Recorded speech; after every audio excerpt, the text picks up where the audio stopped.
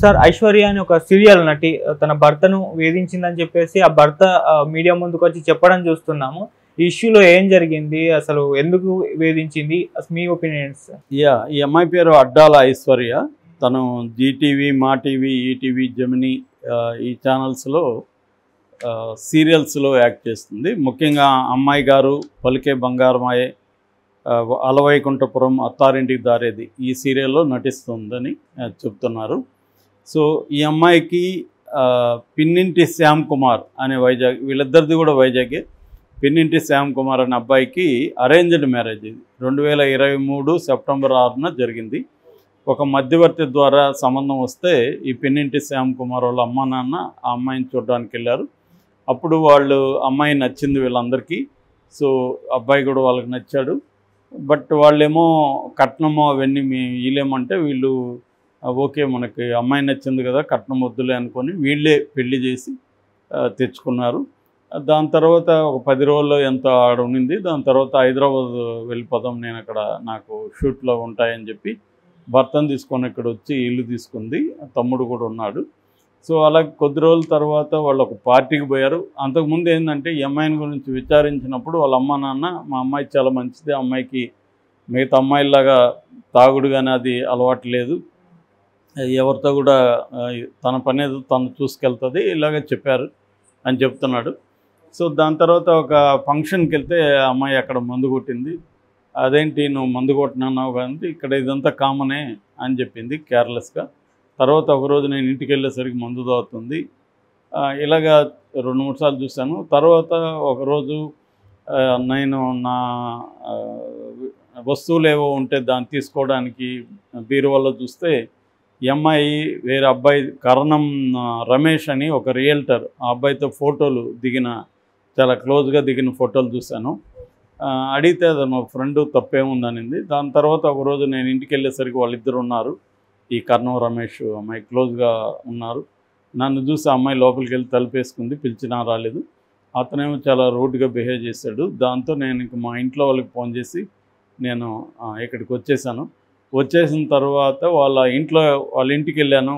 వాళ్ళ అమ్మ నాన్న అడిగాను, ఇలాగా అతనితో అఫైర్ పెట్టుకొని మీ కూతురు నాతో నన్ను ఎందుకు పెళ్లి చేసుకుంది, మీరెందుకు ఇలా చేశారంటే వాళ్ళ నాన్న, నువ్వు అది ఎంక్వైరీ చేసుకుండాలి, నాకేం సంబంధం, నాకెలా తెలుసు నా కూతురుతో ఎవరితో అఫైర్ ఉందని, నువ్వు ఎంక్వైరీ చేసుకొని నువ్వు చేసుకో ఉండాలి, అది నీ బాధ్యత, నీ తప్పు అని చెప్పాడు. దాని తర్వాత మేము ఇంటికి వచ్చేస్తే మా ఇంటికి వచ్చి గొడవ చేశారని పోలీస్ కేసు పెట్టారు.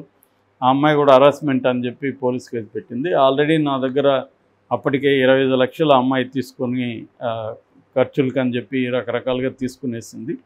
సో ఇప్పుడు నా మీద కేసులు పెట్టి బెదిరిస్తున్నారు. నేను ఇంకేం చేయాలో తెలియక మీడియాకి వచ్చాను అనేది అతను చెప్పిన వెర్షన్. ఇప్పుడు ఆ అమ్మాయి ఇంకా ఓపెన్ అప్ కాలేదు. ఆ అమ్మాయి ఏం వెర్షన్ చెప్తుంది అనేది చూడాలి. ఏదేమైనా ఇక్కడ ఒకటైంది అర్థమవుతుందంటే ఈమె సీరియల్ నటి కాబట్టి ఎందుకు పెళ్లి చేసుకున్నారని కూడా విలేకరి అడుగుతున్నాడు. వాళ్ళు ఏం చెప్తున్నారంటే ఇక్కడ సత్యానంద్ దగ్గర ఆమె నేర్చుకున్నానండి, సత్యానంద్ అంటే మాకు రెస్పెక్ట్ ఉంది, అందుకని ఓకేలే అనుకొని మేము చేసుకున్నామని చెప్తున్నారు. మామూలుగా జనరల్ పర్సెప్షన్ ఏంటంటే సినిమాల్లో సీరియళ్ళల్లో చేసే అమ్మాయిలకి మల్టిపుల్ అఫైర్స్ ఉంటాయని చాలామంది నమ్ముతారు. దానివల్ల కూడా వాళ్ళు పెళ్లి చేసుకునే ముందు ఆలోచిస్తారు. అందుకని ఆ విలేకరు కూడా అడిగారు. సరే ఏదేమైనా ఇక్కడ అర్థమవుతుండేది ఏంటంటే ఈ అమ్మాయికి ఆల్రెడీ అఫైర్ ఉంది, అఫైర్ ఉన్నా కూడా పెళ్లి చేసుకుంది. రెండోది ఈ అమ్మాయికి సిగరెట్ తాగుతుంది, మందు తాగుతుంది అనే విషయం అతనికి ముందు చెప్పలేదు. ఇది అతని బేసిక్ ఆరోపణలు. దాంతో వేరే వాళ్ళతో నువ్వు అఫైర్ పెట్టుకుని నాతో కాపురం చేస్తున్నావు అనేది ఇది. దాంతో ఇతని మీద కేసులు పెట్టారనేది అతను చెప్తున్నాడు. ఓకే. సో దీంట్లో రెండో వెర్షను తెలిస్తే కానీ మనం సమగ్రంగా విచారించలేం. కానీ ఇలాంటి సిమిలర్ కేసులు అనేకం మనం చెప్పుకున్నాము మన ఛానల్లో. నేను కూడా పర్సనల్గా చూశాను. మా ఫ్రెండ్ కూడా ఒక ఆయన విడాకుల అడ్వకేట్ ఉన్నాడు, తను కూడా చాలా కేస్ స్టడీస్ చెప్తుంటారు. సో ఈ మధ్య కాలంలో అమ్మాయిలకి మల్టిపుల్ అఫైర్స్ ఉండడం అనేది వెరీ కామన్ అయిపోయింది. దానికి ఒక కారణం ఏంటంటే వాళ్ళకి ఫైనాన్షియల్ ఇండిపెండెన్స్ వచ్చింది. రెండోది కల్చర్లో తేడా వచ్చింది. మన గ్లోబలైజేషన్ ఇవన్నీ వచ్చిన తర్వాత, రిఫార్మ్స్ ఇవన్నీ వచ్చిన తర్వాత కల్చర్లో కూడా బాగా మార్పు వచ్చింది. ఇంతకుముందులాగా ఒక్కరితోనే అఫేర్ పెట్టుకోవాలా లేదా పెళ్లి చేసుకోవాలా అనేది కాకుండా ఇవాళ మల్టిపుల్ పెట్టుకుంటే తప్పేంటి అన్న యాంగిల్లో అందరూ కూడా ఆలోచిస్తున్నారు. అందరూ నేను ప్రతి ఒక్కరిని అనట్లేదు, మెజారిటీ అర్బన్, ముఖ్యంగా అర్బన్ దీంట్లో చేస్తున్నారు. రెండవది చాయిసెస్ పెరిగాయి. ఇంతకుముందు మనకి ఒక అమ్మాయి అబ్బాయి అఫేర్లు పెట్టుకోవాలంటే ఆ అమ్మాయికి అబ్బాయిలు పరిచయం అవ్వడమే చాలా కష్టంగా ఉండేది. ఇవాళ ఈజీగా ఎనీ ఫేస్బుక్, ఎనీ ఇన్స్టాలో వందల వేల మంది, ఫేస్బుక్లో 5,000 మందిని అలో చేస్తే చాలామంది అమ్మాయిలకి అది నిండిపోయి ఉంటుంది. సో అందువల్ల అందరూ ప్రతి అబ్బాయి అమ్మాయిని ట్రై చేసుకుంటూ ఉంటాడు కాబట్టి ఆ అమ్మాయి నచ్చిన వాళ్ళని అలో చేస్తే సరిపోతుంది. ఆ అమ్మాయి యాక్టివ్గా కూడా ట్రై చేయాల్సి, మళ్ళీ ప్యాసివ్గా ఉండి నచ్చిన ఈ ట్రై చేసే వాళ్ళలో నచ్చిన వాళ్ళని ఓకే చేస్తే చాలు. అంత కాంపిటీషన్ ఉంటుంది. ఒక మామూలు అమ్మాయికి కూడా వందల మంది ట్రై చేస్తుంటారు. మనం మామూలుగా పోస్టులు చూస్తేనే ఒక మామూలు బిలో యావరేజ్గా ఉండే అమ్మాయికి కూడా నువ్వు గార్జియస్ అని, నువ్వు గార్జియస్ అని, నువ్వు వండర్ఫుల్ అని, బ్యూటిఫుల్ అని ఇలా కామెంట్లు పెడుతుంటారు ఓపెన్గా. ఇంకా ట్రై చేసే వాళ్ళ సంగతి చెప్పాల్సిన అవసరం. అలాగే అమ్మాయిలకి మోర్, అబ్బాయిలతో పోలిస్తే అమ్మాయిలకి ఎక్కువ చాయిసెస్ ఉన్నాయి సెలెక్ట్ చేసుకోవడానికి. అందువల్ల ఏమవుతుందంటే రెండవది ఏంటంటే కల్చరల్ తేడాలు ఎలా ఉందంటే ఆనందమే, సంతోషమే పరమావధి అన్న ఒక సంస్కృతి, కన్జ్యూమర్ సంస్కృతి మనకి బాగా వ్యాపించింది. అంటే జీవితాన్ని ఆనందించాలి, ఎంజాయ్ చేయాలి. అది కూడా ఆనందం ఎప్పుడో కాదు, ఇప్పుడే, ఈ క్షణమే జీవించు, ఈ క్షణమే హ్యాపీగా ఉండు.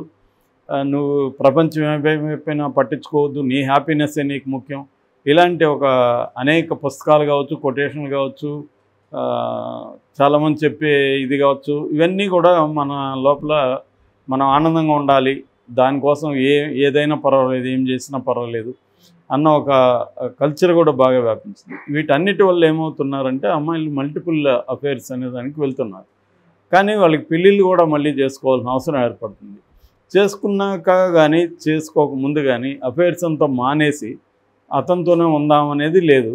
లేదా అతనితో క్లియర్గా పెళ్లి చేసుకోకపోయే ముందు, బాబు నాకు అఫైర్స్ ఉన్నాయి, పెళ్లి చేసుకున్నాక కూడా ఉంటాయి, నీకు ఓకే అయితే చేసుకో అన్న ఒక ఫ్రీగా చెప్పే పరిస్థితి కూడా లేదు. ఇక్కడ ప్రాబ్లం వస్తుంది. అంటే ఓపెన్గా వాళ్ళు చేసిన ఆ విషయాల్ని చెప్పట్లేదు.